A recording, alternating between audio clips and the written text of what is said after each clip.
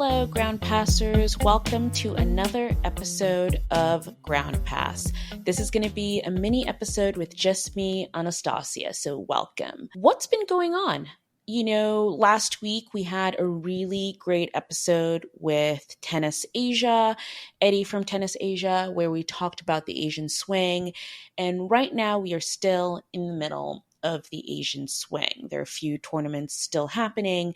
We've got the Beijing Open, which for the WTA is a 1,000 level event. For the ATP is a 500 level event.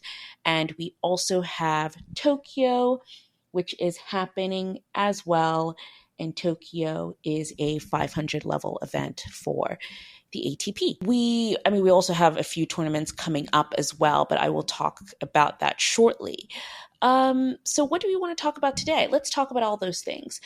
For a lot of you, I think for a lot of ground passers, casual fans maybe, the tour or at least the season ended after the US Open. I think for a lot of people, that was the end of the season. See you all in Australia in January for the Australian Open.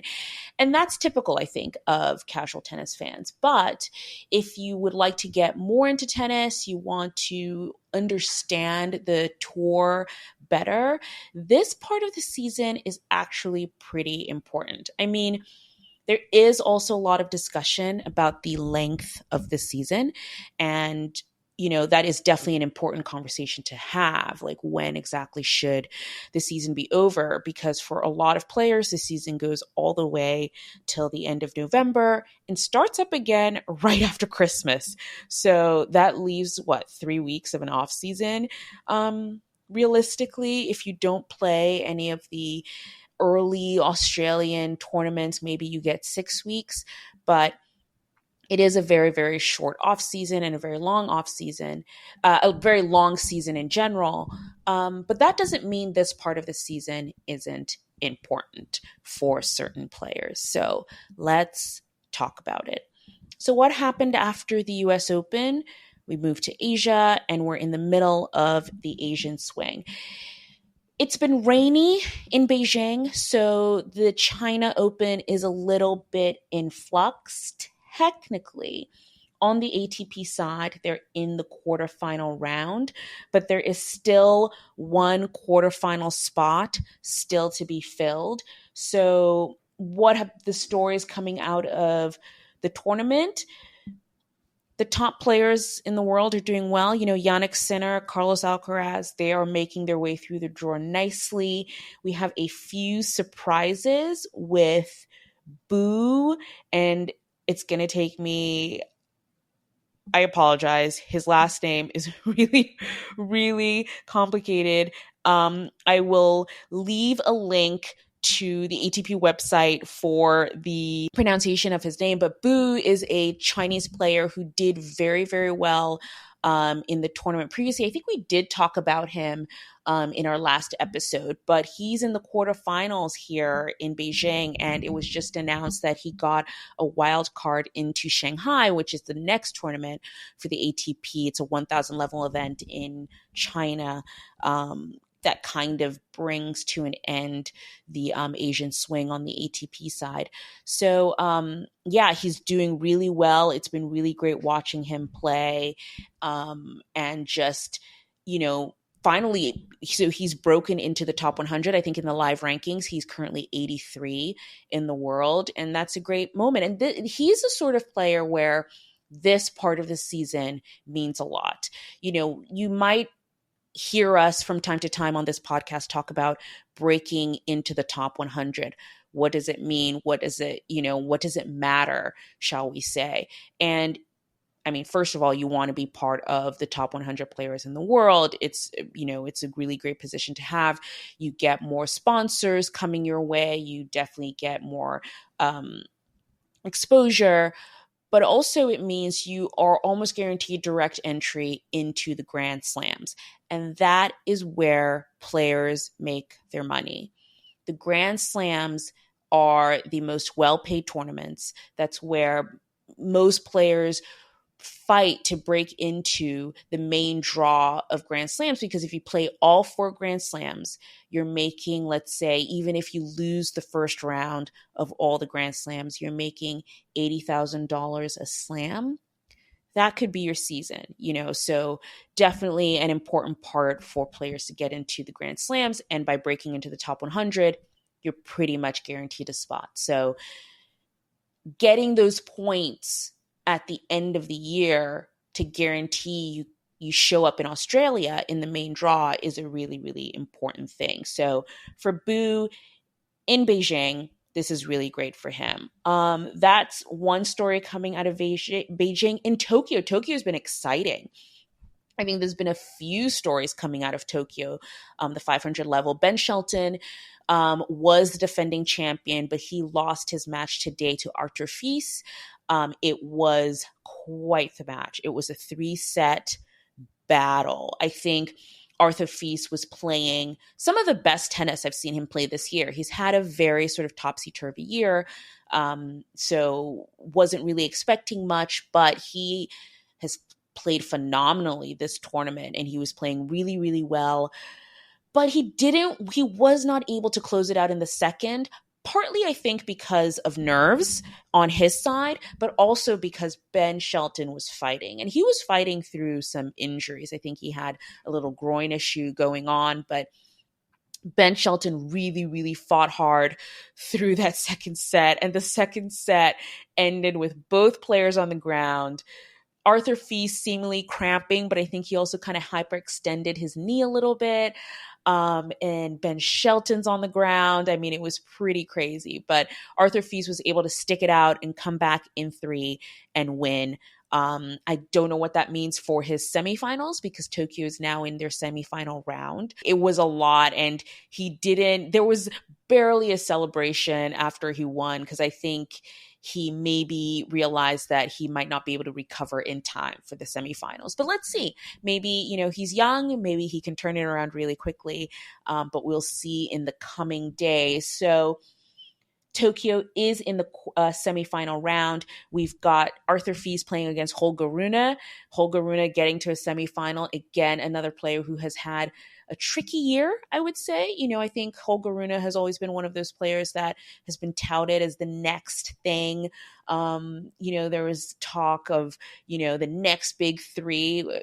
We love 3s in tennis, but, the next big 3 of Alcaraz, Sinner, and Rune, but he hasn't really lived up to that this season, I think.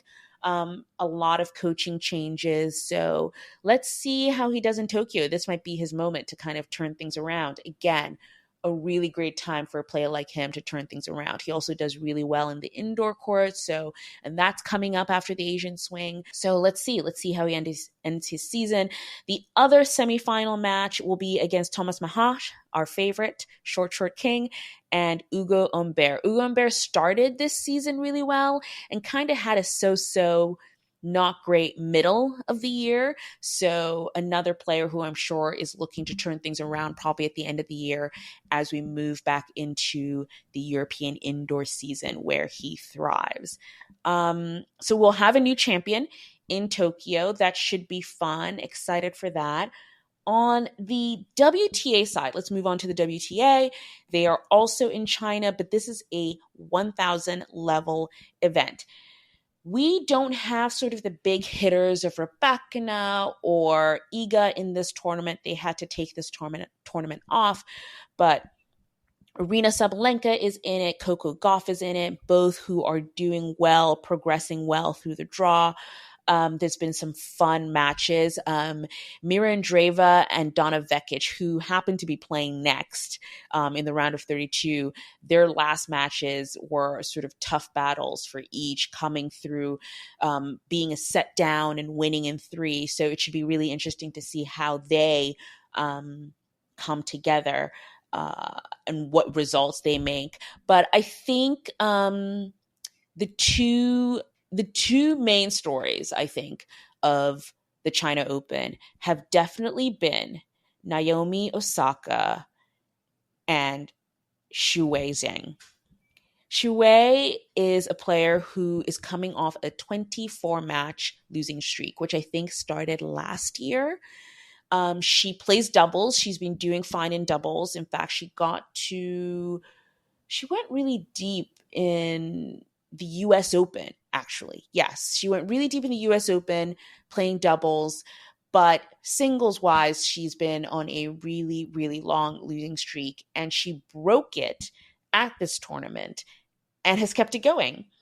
And she defeated, I mean, a massive, massive win on her part, Emma Navarro, which is a top 10 player. So just to come off of a losing streak like that and turn it around and not be able to lose anymore is actually quite remarkable. I think tennis is a confidence game. If I could say, it is a confidence game. If you're winning, it's really easy to kind of keep winning, but digging yourself out of a losing streak that long takes a lot of, I think, mental strength, and not to not give up and not say, you know what, that's it, I'll just stick to doubles. So good for her.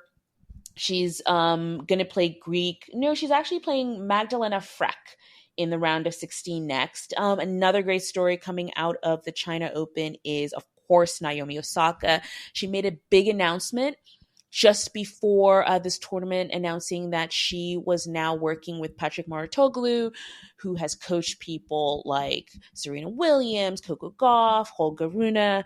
So definitely a big name in the coaching world. And him joining Naomi's team, I think a lot of people were excited, trepidatious, whatever you feel. Like, I think one day, I think Nick and I will have a bigger episode on coaching in general. I'm very fascinated by the way tennis and its fans treat coaching and coaches. I think in other sports, especially if you're a fan of other sports, like, coaches are such a integral part of the team, and people talk about them all the time. You see them all the time. You know who they are. And in tennis, it's definitely going through a transition in the sense that on-court coaching was recently allowed.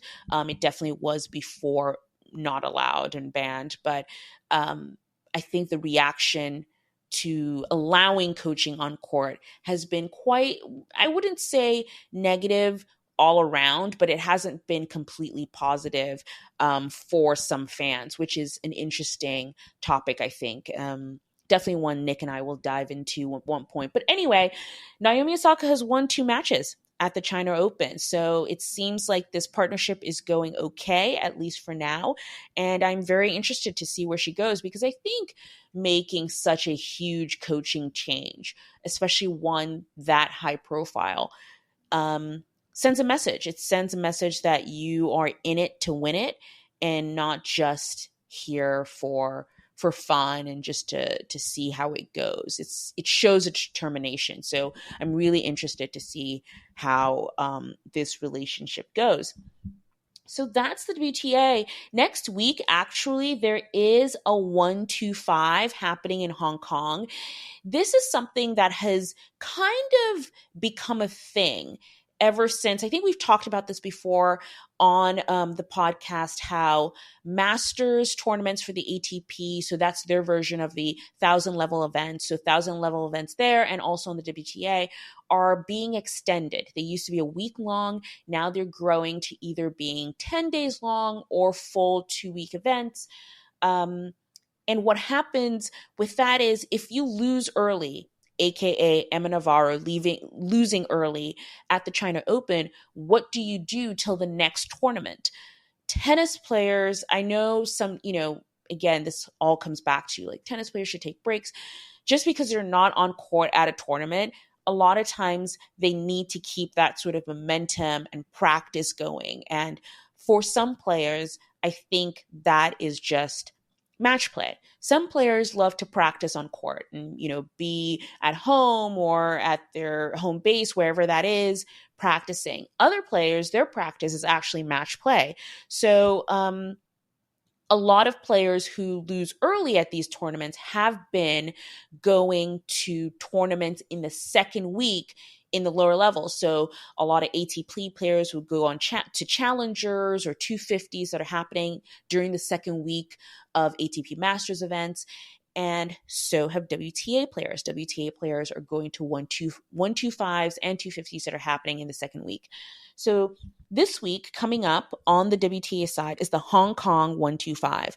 The big news is Emma Navarro will be playing it. She's the highest ranked player in it, but also Simona Halep. Simona Halep is back. We haven't seen her since the Miami Open, which she attended after her ban was lifted due to her doping case.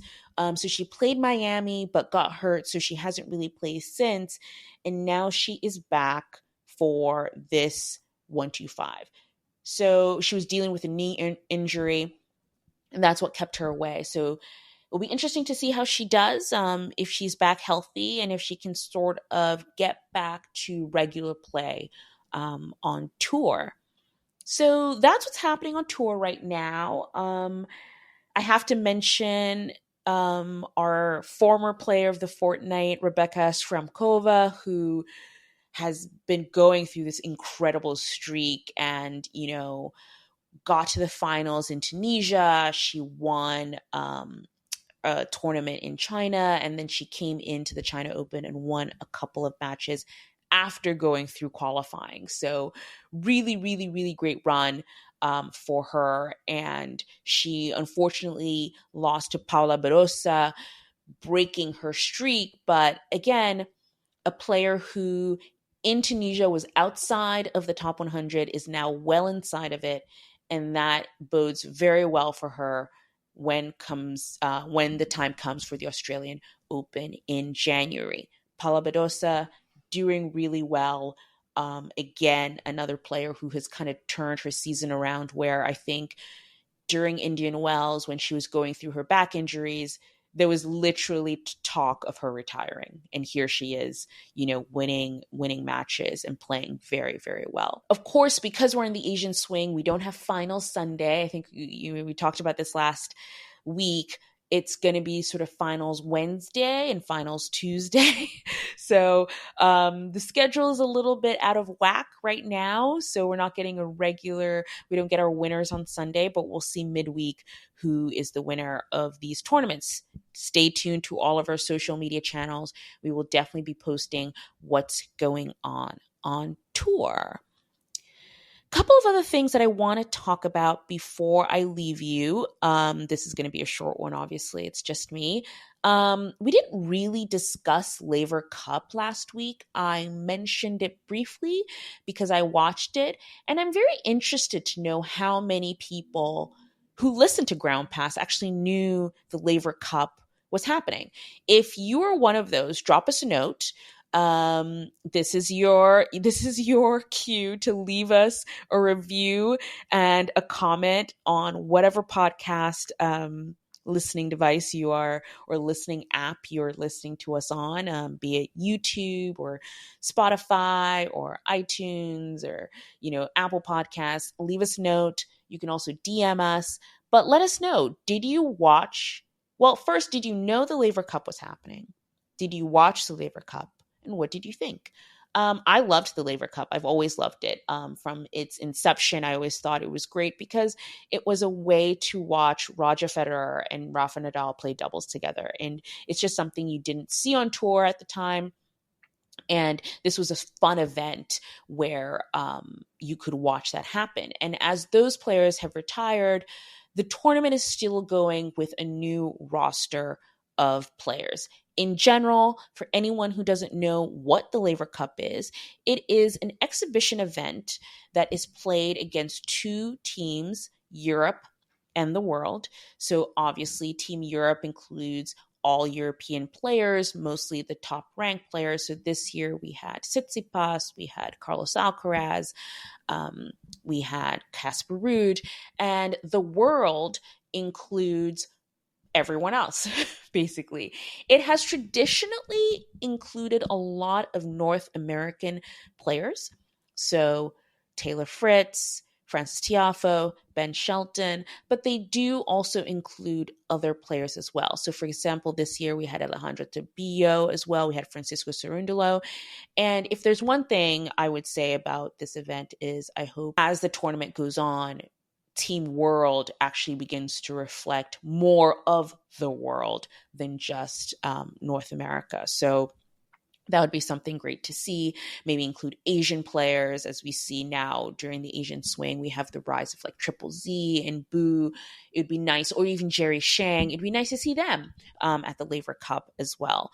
But yeah, in general, I love the Laver Cup. And I think on social media and just in the news in general, there was just discussion of the importance of Laver Cup and, why do players play exhibitions when they already complain, quote unquote, of the season being too long. And Taylor Fritz wrote a very interesting thread on X, and if I can find it, I will link it. There's also, there is a version on Threads as well that I will find and link as well in case you're not on X. But it was very well said and well thought out, and it's something that I've always thought where a lot of commentators commentate on the importance of exos and players are tiring themselves out. And my question has always been, did anyone ask the players? I think a lot of people make comments online and, assumptions without actually even asking the players who are participating. And he had such a eloquent way of saying that for him, at least, the pressures of being at a tournament for points is nothing compared to what it is at a tournament like the Laver Cup. Not that it doesn't mean anything to him. In fact, he says it means a lot, but he doesn't feel the sort of pressures of or stress of a tournament at those exhibitions. So it was a very interesting read. I think everyone should read it and just sort of consider the other side as well. But would love to know your thoughts, what you think of tournaments like that, which brings me, if anyone's seen this video, we posted it onto our threads. I will also put a link on it. But an exhibition that's coming up next month, kind of in the middle of the month, is the six Slam Kings exhibition, which is happening in Saudi Arabia. It's part of what is called Riyadh season, which is, I can't tell, I think it definitely doesn't just involve tennis, but it seems like a big sort of sporting exhibition festival thing that happens in Saudi Arabia. Definitely need to look into more details of it. They've done it for multiple years now, and there has been a tennis element to it. But this year, earlier in the year, it was announced that there would be the Six Slam Kings tournament, and it would involve Rafa Nadal, Novak Djokovic, Carlos Alcaraz, Yannick Sinner, Daniil Medvedev, and Holger Rune. Holger Rune obviously being the only one who hasn't actually won a Grand Slam, but probably sometime in the future he will. So it's happening next month, but they just released the trailer for this exhibition. And all I can say is you need to watch this trailer. It is 5 minutes long, and it looks better than most Marvel movies. And as someone who works in the industry, I'm trying to see if one of my visual effects friends will kind of do a little reaction video for me. And if we do it together, I will definitely post it to the podcast feed and post it to our YouTube as well, because I have worked on some TV shows that you watch on TV that have way smaller budgets than this 5-minute trailer. It is an epic, and it looks so good. It is so well done. It's epic. It just kind of, it's so grandiose, and you're almost like, is this too much? Is this too much for a 3-day tennis exhibition? And I definitely do want to have a conversation about this specific exhibition and maybe tying it to Laver Cup a little bit, because Laver Cup is built for TV. The graphics, the color of the court, the camera angles, everything about it, you're just sort of like, oh man, this was built to be watched on TV. I mean, tons of people attend in person. I would love to attend it in person at some point, but it's a great visual experience as well. And this Six Slam Expo, even, I don't know what it's going to be like. I'm going to be really interested to watch it and to see what it's like on TV. But just from this trailer and the draw and how it's going to be played out, it seems like it's so built for TV. Like it's this big trailer, 5 minutes long, telling a whole story and journey of the 6 different players leading up to this tournament. And then the way the draw works is it's already been set. So Carlos Alcaraz is going to play Holger Rune, and Daniil Medvedev is going to play Jannik Sinner in the first round. Nadal and Djokovic get a bye. So Nadal is going to play the winner of Daniil Medvedev versus Sinner, and Nadal is going to play the winner of Alcaraz Rune. And then, of course, there's going to be a sort of, third, fourth round match. So runner-up match. And then, of course, the final. That just guarantees that you're not going to get a dud of a semifinals, because if this was just a tournament, the players would just be playing against each other. And if there was a big upset, maybe you would get, no shade to any of these players because I love them all, but, maybe you would get sort of a Medvedev Rune, semifinal. And that's not as exciting as a Nadal Alcaraz semifinal or a Djokovic Sinner semifinal. And even the alternatives are good too, because you're guaranteed to get either a Nadal Alcaraz, which I'm sure is the more preferred, but you could also get a Nadal Rune. Same thing on the Djokovic side. You get Djokovic Sinner, which is the match you want to watch. You could also get Djokovic Medvedev, which is definitely a match I would want to watch. It's so built for entertainment. And I'm very fascinated by that and what sort of products can come out of this tournament and maybe others coming in the future where you get more of these exhibitions that are built for TV, I think it all started with the Netflix Slam earlier this year. But it's very interesting to see these events pop up and how they're starting to focus on the TV audience as well as the people there in person. We're almost at 30 minutes here, so I'm going to wrap it up. Again, coming up will be the results of the China Open and the China Open on the WTA and ATP side. Same with Tokyo. We'll also have the results of the Hong Kong 125. And then coming up down the line is the Shanghai 1000 level event for the ATP and the Wuhan 1000 level event for the WTA. So WTA having back-to-back 1000 level events, which is crazy. It seems like a lot of, it's just 2 big tournaments. They do the same thing in Doha and Dubai earlier in the season. So it is fascinating that they have these back-to-back level 1000 level events. We'll see how their schedule shakes up next season. Will we see the return of Iga Swiatek and Rybakina? We hope so. Not so sure with Rybakina, but maybe we'll see Iga back. Either way, it's been great chatting with you all. Again, if you have not already, please rate and subscribe the podcast. It really helps other people find us, especially other casual fans. Spread the word to your friends. If people who are interested in tennis but don't know where to start with us. Start with a Groundpass. See you guys next week.